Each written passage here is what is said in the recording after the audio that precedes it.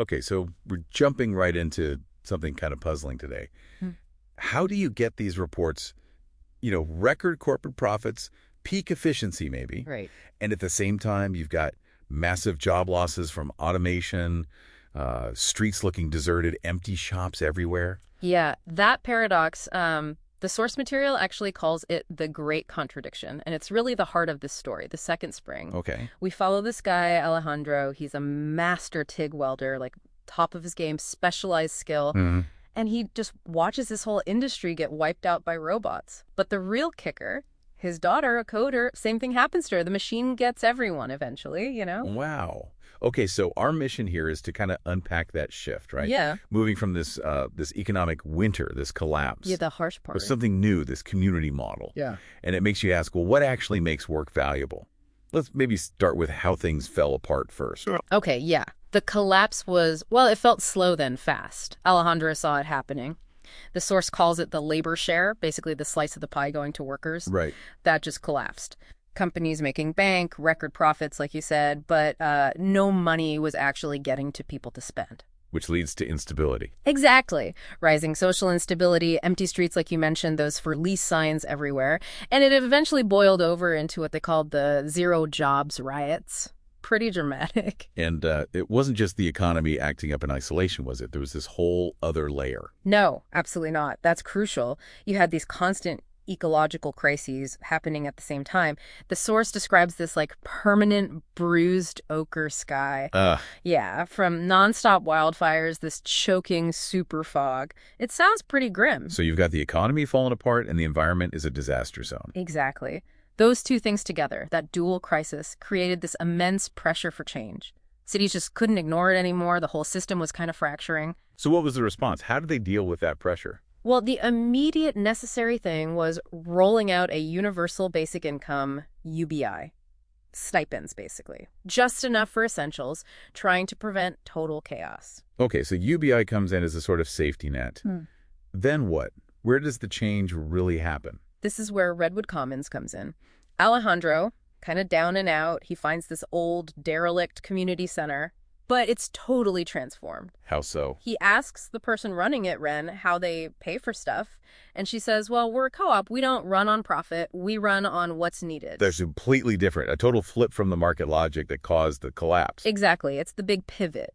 Inside the commons, resources are essentially decommodified. They're not bought and sold in the same way. So how do they get things? They use peer-to-peer, P2P, open source designs, think digital blueprints shared freely, and they couple that with industrial 3D printing. So they can make tools, parts, even custom things like prosthetics right there on demand, the UBI stipend.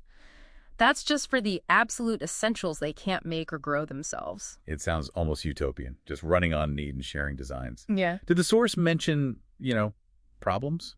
Like people hoarding or disagreeing on what's needed? Well, the source kind of suggests that the sheer pressure they were under, the environmental and economic threats, forced cooperation. It wasn't really idealism. It was more like survival. Succeed or fail together. Pretty much. The stakes were just too high for that kind of internal friction, apparently. Okay, so that brings us to Alejandro again. Yeah. How does he fit into this new model? This is the turning point, right? Right, the crucial moment. The community, to survive the bad air, decides they need to build this big atmospheric carbon filter. Vital infrastructure. Makes sense. But they hit a wall. They're using 3D printed metal joints to hold it together based on these perfect digital designs. But the joints keep cracking. The tech isn't enough. They needed something else. They needed expertise. Real, hands-on skill. Alejandro, he just looks at the broken metal and bang, he sees it instantly. Something the machine, the algorithm, missed. What was it? He says the heat is too high, the angle is wrong during the printing. Simple physics, maybe, but it's making the metal brittle. It took his eye, his 35 years of feeling the metal. Wow. So his skill, which the market said was worthless, suddenly becomes essential. Not just useful, essential for community survival. His whole value just flips. And how do they, pay him in this nonprofit system? Slowly. It wasn't cash. It was food from the community gardens. His basic UBI stipend was covered. But mostly, it was respect. Real deep respect from people whose survival now partly depended on his specific human talent. So the big picture here, the takeaway, it's this shift, isn't it? From an economy obsessed with profit, with abstract efficiency. Yeah, efficiency that ended up being pretty brittle itself. The one driven by immediate stark necessity. Shared resources where unique human skills, the ones the machines couldn't replicate, suddenly find their place again. Exactly. Alejandro's craft, his intuition, it was saved, or maybe rediscovered, by a community that was focused solely on need, not on commerce or, quarterly earnings reports. Okay. And that leaves us with something for you, the listener, to think about. What critical skill do you have? Maybe it's non-digital. Maybe it's something hands-on, complex repairs, maybe advanced first aid. I don't know. Something the current efficient market kind of overlooks or undervalues right now. But what skill is it that a community really focused on resilience, on actual survival needs? What skill would they instantly see the value in? Something to maybe explore on your own.